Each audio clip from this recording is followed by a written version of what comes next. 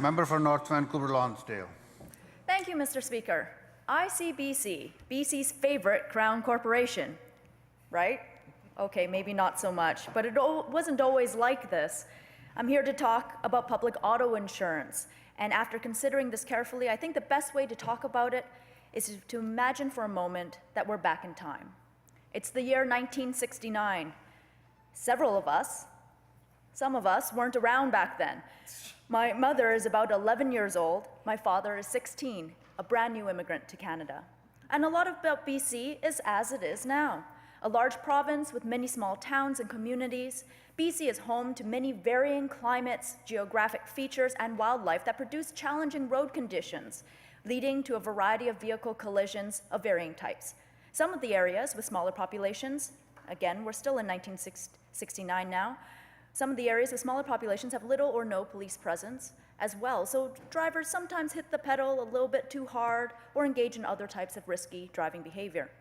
It's 1969 still, and there are about 175 private insurance companies operating in the province, insuring homes, businesses, and motorists, but mostly within the cities, mostly in the urban areas.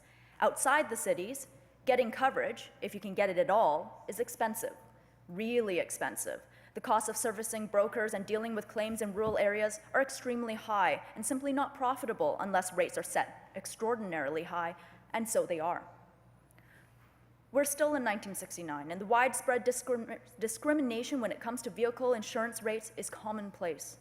You're rated based on age, on sex, on whether you're married or single or have kids. Your risk level is assessed based on where you live, what you look like, what you do for work, what kind of lifestyle you lead. You might even be denied coverage based on one of these factors. Every insurance company is free to set their criteria however they wish, and they do. The extraordinary cost of insurance, frequent exclusion of drivers by private insurers, and long claim settlement times mean that a whopping 30% of vehicles on the road are operated uninsured. Since many drivers are unable to qualify for insurance anyway, many drivers don't bother getting licensed either. There are collisions, lots of them, and in far too many cases, the collisions involve uninsured drivers and vehicles. Drivers, passengers, pedestrians, families, general public, everyone involved in these uninsured collisions are left financially devastated. It's havoc on the streets. Something has to change.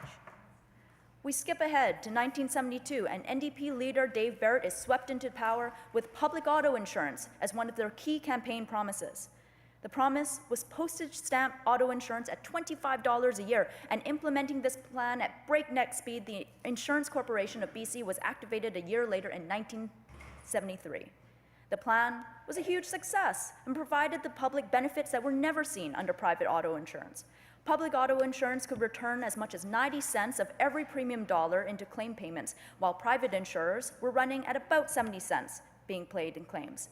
While private insurers had to satisfy their investors with an adequate return on investment, ICBC was able to use the investment returns to lower premiums for the public and invest in road safety. Now we fast forward. It's the start of the year 2001.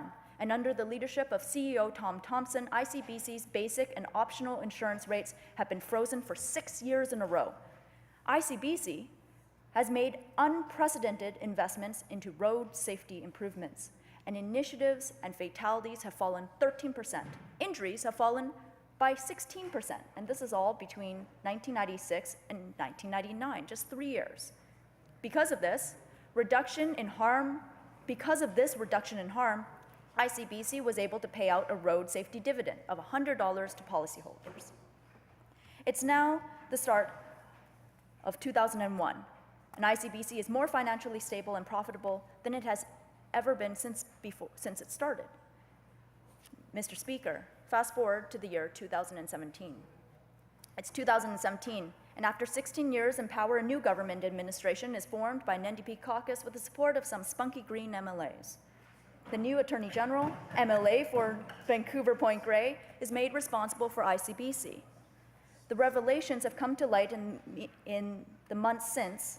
The revelations that have come to light in the months since can be characterized as nothing less than shocking. ICBC is in financial chaos. Its coffers have been raided, investments in road safety improvements extremely low, claims and costs have skyrocketed, nearly $1 billion in losses anticipated for the year, and another $1.3 billion loss projected for 2018.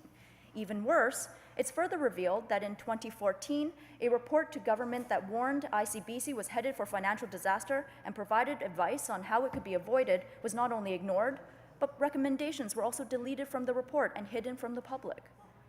How far the Crown Corporation has fallen since 2001, turned from a key promise into a provincial disgrace.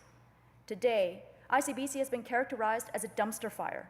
Costs are up, rates are through the roof, and members of the public are wondering why we have public auto insurance at all. But for decades, the public auto insurance worked well for the public, Mr. Speaker, and it served a valuable role and provided important service. For decades, ICBC provided low-cost and fair insurance to the people of BC, all of BC, and it invested in road safety improvements and other initiatives that have worked to take the risk out of transportation in the province. It's created an enormous number of long-lasting, good-paying, family-supporting jobs while it's been at it.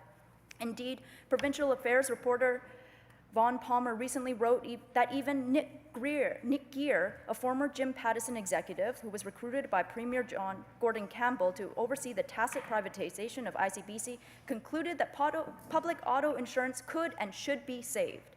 Gear was unfortunately killed in a vehicle collision earlier this year in California, and my deepest condolences to his family. There is no doubt that ICBC is in a tragic state now, but it can and should be saved. And that's why our government is bringing in several changes to get costs under control at ICBC while improving care for people injured in auto accidents.